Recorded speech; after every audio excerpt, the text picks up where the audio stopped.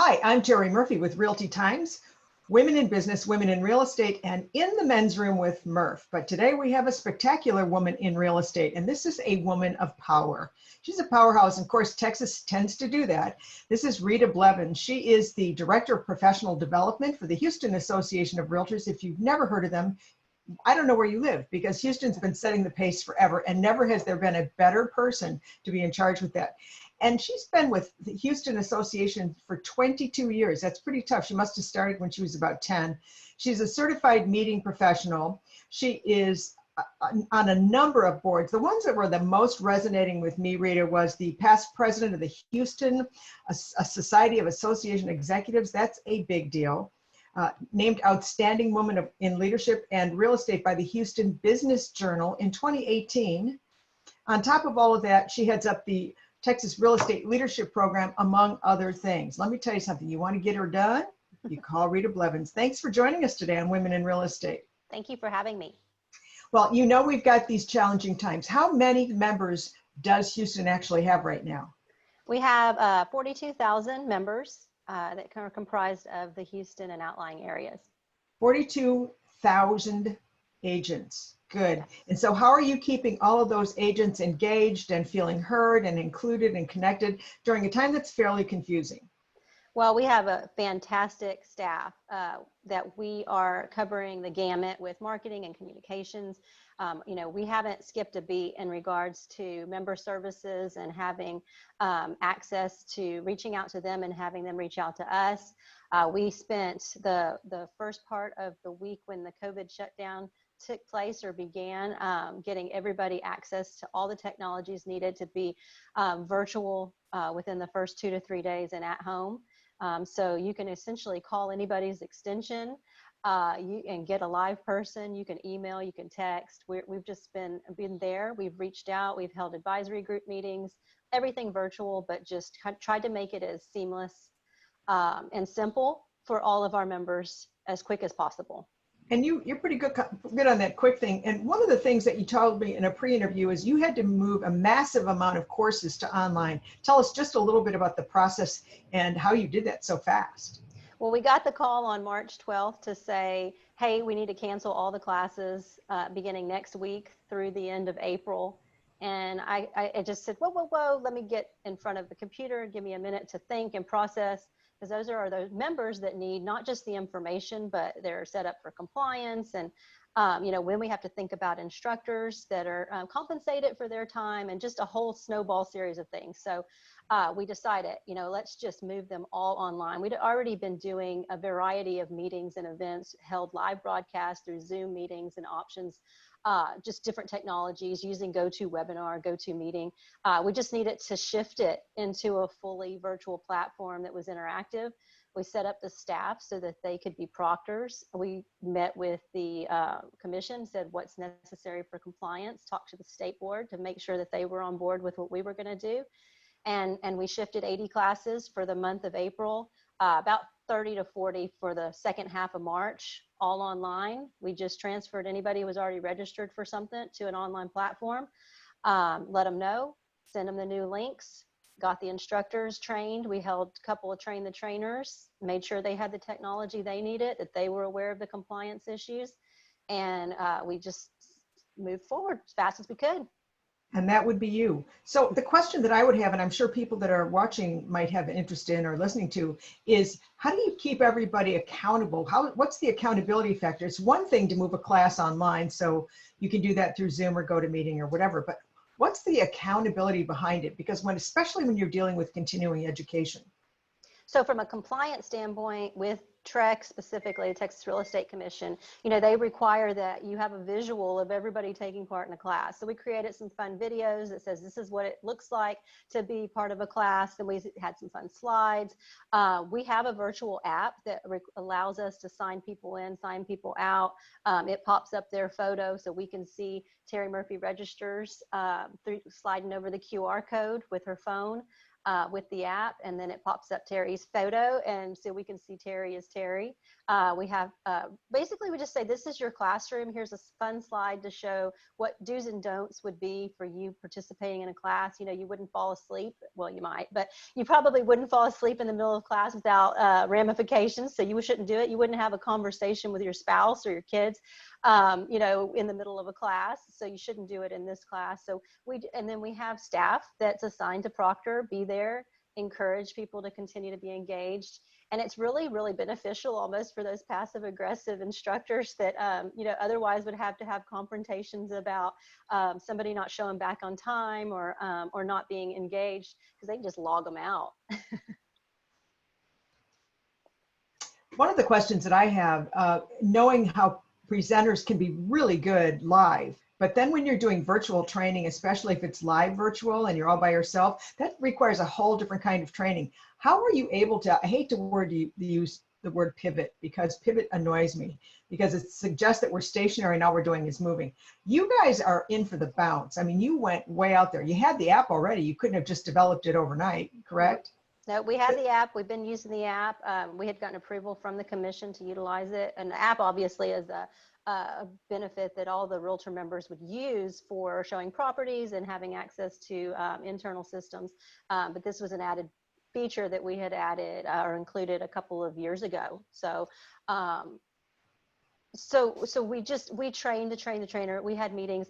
I had very frank discussions with them. I said, you know, this is a path that we're going to go down. It may be long-term, it may be short-term. If you don't feel comfortable doing it, then please just be upfront. If you do, then let's move forward. Here's the technology we're going to need you to use. Here's the techniques.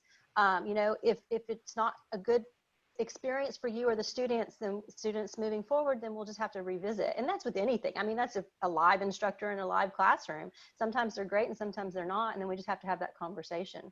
Well, the reason I was asking that question is engagement in real time with people in front of you is totally different. And then when you're looking at, you know, faces, I don't know if they get to actually see the people that they're interacting with or not. It's a different story. So you have to have that engagement capability and conversational, I'd like to say more relaxed than formal, because people are in informal settings. They're at their home, they're in their, you know, kitchen or wherever taking these courses. And so sometimes as a presenter, you have to have different requirements. So I was interested in finding out how you did that. So has HAR, through your leadership, changed anything about going forward with different programs, or is there always going to be a virtual component?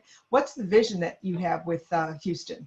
So right now what we're doing is obviously moving forward, most likely through the end of the year, with everything just being virtual. We're visiting and meeting with different vendors to look at our large scale events in a virtual platform, modifying the way those look, to move from maybe one day multi-session events to multiple day events with multi-tracks, VIP experiences where you have access to these keynotes with workshop-like experiences, continuing to host all of the compliance and the designation courses and the things that the members need to stay current.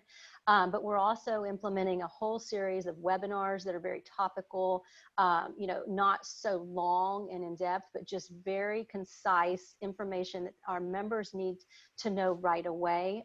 We're looking at classes, what's necessary for HAR to continue to host, and where do we look at partnering with those that are experts? You know, is it HAR's responsibility to be the provider of coursework that's practical business elements? Probably not. Maybe we need to partner with those if that's what they do. They teach agents how to become powerhouses, make money, generate business.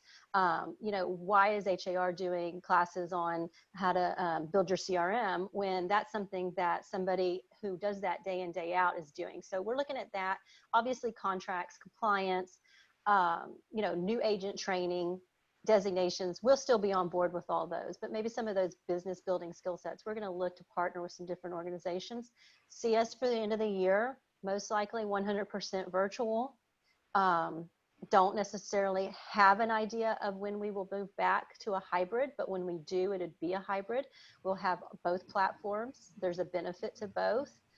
There's some that, people really just need to be interactive and build relationships and network and work with one another face to face, have those side conversations. Did you understand what he or she was talking about? Can we expand? Can we share each other's experiences? And then the others that really lend itself to that virtual platform. You can be in your PJs and sit in front of a camera and interact with each other. And those work well. And so again, these are live classes. They're not recorded. We do have partners with them that do online, real online, where it's recorded and interactive, and you have customer support that you can access later. But this is a live broadcast format. Excellent. Well, in closing, I'd like to ask you a couple of things. There are technologies and tools and platforms that maybe were not budgeted from previous, budgets, and all of a sudden we have to buy, different kinds of polling and Zoom platforms and whatever. There is a real pivot because you're going to have to reallocate. Is there any vision that you have about there'll be new challenges for online delivery versus being, in brick and mortar? Well, I actually see the benefit of both, and I haven't seen a shift in really a decline in revenue.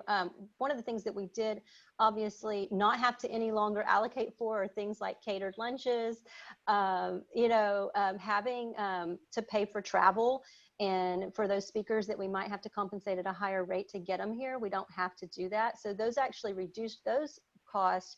And then we were spending money on technology versus those other kind of intangible things that weren't necessarily at the, in live person class. We offered a series of discount codes and different coupon codes for members.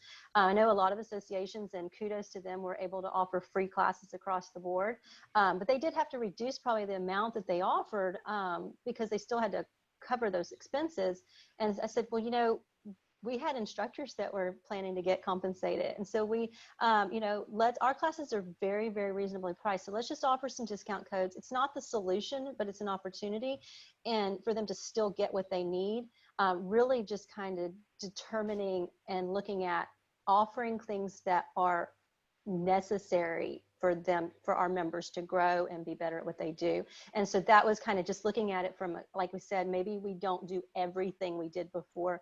We're a little bit more concise, and then we partner. So I think that those things will kind of adjust themselves. And there is more expense with technology. I know that I'm going on a little bit, but I do want to say things like, okay, we had our maximum registrations for our webinar series that we put in place. We did an 8-part webinar series, covered everything from legal to crisis management, to economic forecasts, so on and so forth, by experts, 1 hour each. And we had an average of 900 people register for each of those, with an average of 3,000 viewers. And what we did is we were able to live stream those on our Facebook page. And so there's no cost associated with that. And then we house it on our HAR TV YouTube channel. And I'm not trying to put a sales pitch out there, but it doesn't cost us anything more to house something we were already working. We already had a subscription and a channel, so we just house more there. So it provides us with opportunity and others to have access to information. So there's we just shifted the cost to different areas. Great idea. Well, I really appreciate your sharing that wisdom and insight with us, because I have known, working with Houston for years, that they have always been very progressive, and it's clear that it's showing measurement and it's showing engagement. So that spells success to agents and the value of an association to those agents. So thank you so much for joining us. For more information, Rita, what's the best way to connect with you? You can always email me. It's Rita@har.com. It's RITA@har.com. You can call me on my cell, 713-205-6285. Like you said, I've worked at HAR since before there were labor laws, so for 22 years, and I'm always accessible. In any way, you can reach me on the main line as well at extension 263, but a cell or email. And then if I can't answer you, I can get you to someone who can. And thank you so much for joining us. One of the things we love is profiling people who get it done. And Rita, you're one of those people. Thank you so much for joining us for Realty Times. This is Women in Real Estate, and I hope you join us again. We're going to need an update from you, Rita, so stick around. Thanks you again. So much.